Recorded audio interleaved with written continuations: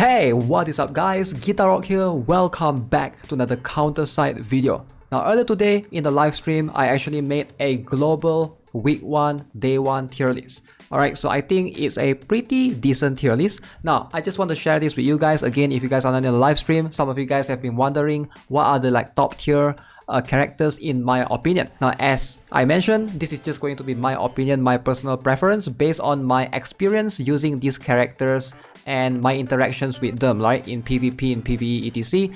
Also, keep in mind that this is going to be much more of an overall tier list. I'm not looking at specifically just in terms of PvE or PvP, so it's going to be much more of an overall tier list. Now, this is going to be really hard to view that way because some characters are just very good in PvP, but they fall short on PvE or vice versa, right? So there are characters like that for sure. So to rate them overall is really going to be dependent on, you know, what abilities they have generally. But keep in mind, there are some characters that might fall off later as well. For example, Awaken Hilde, she's really strong. Day 1, week 1 in the global server right now. Now, before we begin today's video, if you guys want to see the bans and buffs that I talk about for this week's bans and buffs, if you guys haven't subscribed already, consider subscribing to my second channel. I'll be focusing more on PvP contents right there on the second channel. Now, I will be categorizing the units or the character in terms of, we're just going to keep it simple, alright? So keep one copy, a B tier, A tier, S tier, and insane tier. Alright, let's start from bottom to top. I like to go this way so you guys know which are the characters that you guys want to prioritize and focus on. So for now, as you can see, we have the tower units right here. Most of the soldiers scout. Frederick Yuma is not that strong. Alright, now believe it or not, Yumina, I put her right here because I do think that she is alright, but I think you can ask everyone who's been playing on C or in KR, even her rearm doesn't help her. She's just not worth. Like, I myself didn't rearm her at all, so she's just not that good of a unit.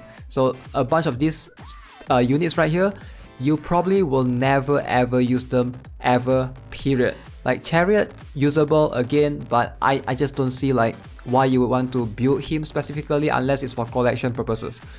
Now, as you can see, I would say still keep one copy of all of these characters because they have a chance to be reworked in the future.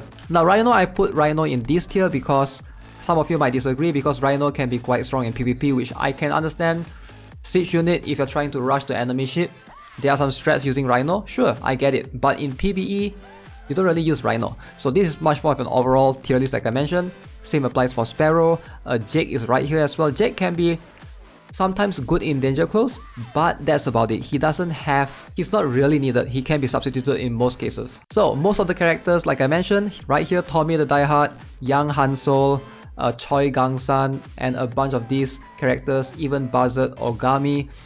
I'm gonna say, they are probably at the bottom tier. Again, take all of this with a grain of salt. I just want to reiterate that just because a character is weak doesn't mean that you can't use them at all. There's still strategy or ways to use them in PvP or PvE in certain cases if you have other strong characters to back them up. Alright, so let's move on one tier. Now, as we can see, moving on to the next tier, we now have the Eugene, the Terminator, the Hound, the Orca. Now, of course, the character in this tier, they sort of have better roles overall, but they don't excel at anything, and there's much better replacement. For example, Terminator, he's strong, he's very good in PvE in terms of reducing enemies' defense. But guess what? In most cases, he can be replaced by a Chifuyu. Now, Chifuyu is just a better unit overall.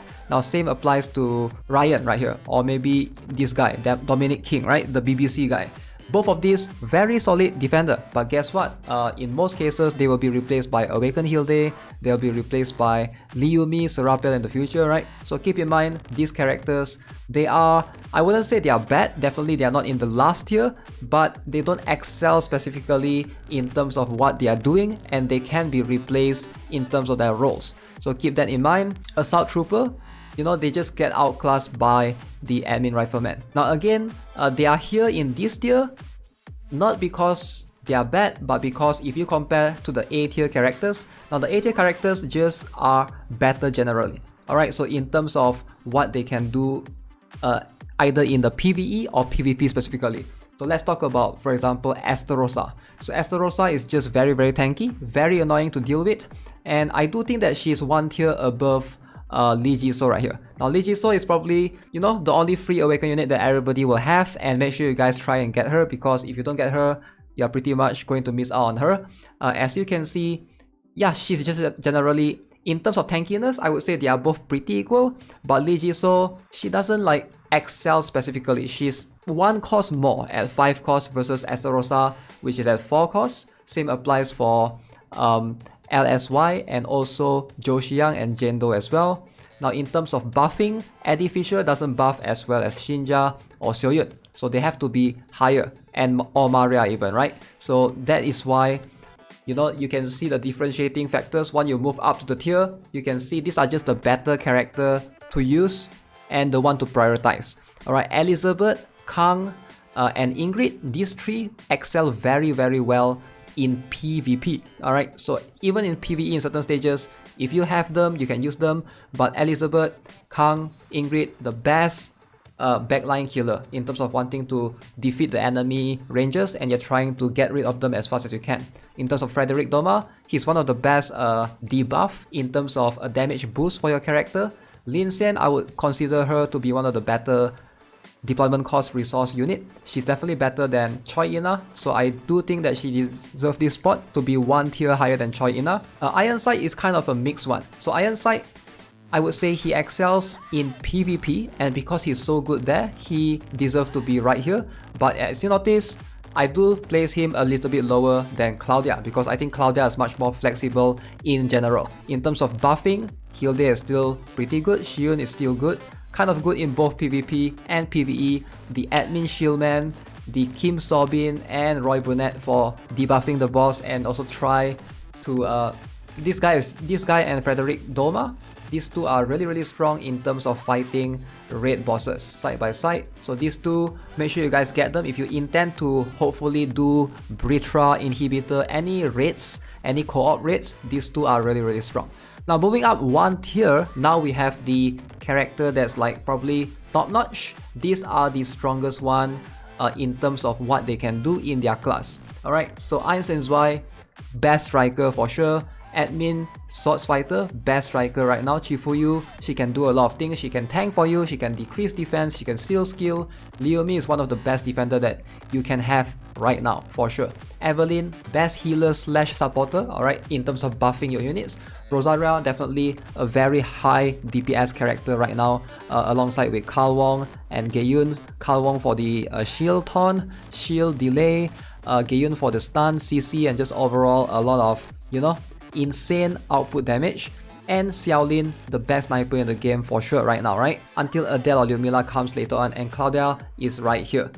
Now, of course, S tier, you know, they are generally the ones that, you know, you ideally, if you can, try to get them for sure, but if you can't, there's 1 tier above them, which is the insane tier. Now, keep in mind the insane tier, like I said, right now, I strongly believe these 3 characters are really, really strong right now. Possibly for another 1 month or so, you are going to see these 3 characters dominate in terms of what they can do and just what they are able to deliver.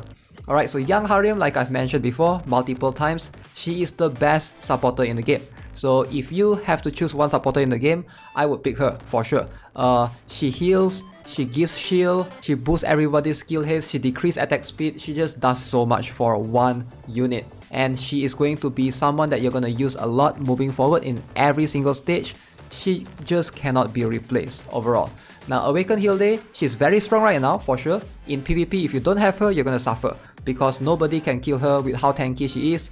But like I mentioned, she's just a wall, she's just a tank. She most likely will start falling off later once more Awaken units come, because she's the first Awaken unit, therefore she should be a priority to pull her, and also she has that Awaken price tag associated to her, right? So that is why what makes her super tanky. Now Admin Rifleman, some of you might disagree with me on this, but I strongly believe they have a lot in terms of their firepower. Alright, so some might argue that okay, Admin Rifleman is equal to Rosaria, Carl and Gayun. I don't think so, because they are 2 cost units. And a lot of people think that way because they have better gears on Rosaria, Karl and Gayun than on Emmy Rifleman, because this guy is a soldier and not many people invest on soldier gears early on. But I do think that if you have the right gears on him, he is definitely in insane tier. I would place them slightly above them, not by much though. If there's a tier in between, he'll probably be there. In terms of PvP, he's just so easy to redeploy and he's just insane moving forward. In PvE is where you will start seeing his damage output is gonna shine much more, or probably on par with either one of these, right? So keep that in mind. Just want to remind you guys, just want to reiterate, this is going to be my perspective and based on my interactions using them before on C server. If you guys agree, if you guys disagree, feel free to leave your thoughts in the comment section below. If there's anyone that you think should be higher or should be lower. Like, this is a global week 1 tier list for the time being. If you guys want me to release one more in the future, maybe once more units comes into the game, I'll probably make one more. And if you guys want me to make one for C server, I'll be happy to, but it's just there are more units on C server, so it's going to be much more cluttered, much more, you know, finicky and confusing at the same time as well. But anyways, that's going to be it for this video. Hope you enjoyed it. And as always, if you guys haven't already, subscribe to the channel, give this video a like. I'll see you guys in the next one. Have a nice day. Goodbye.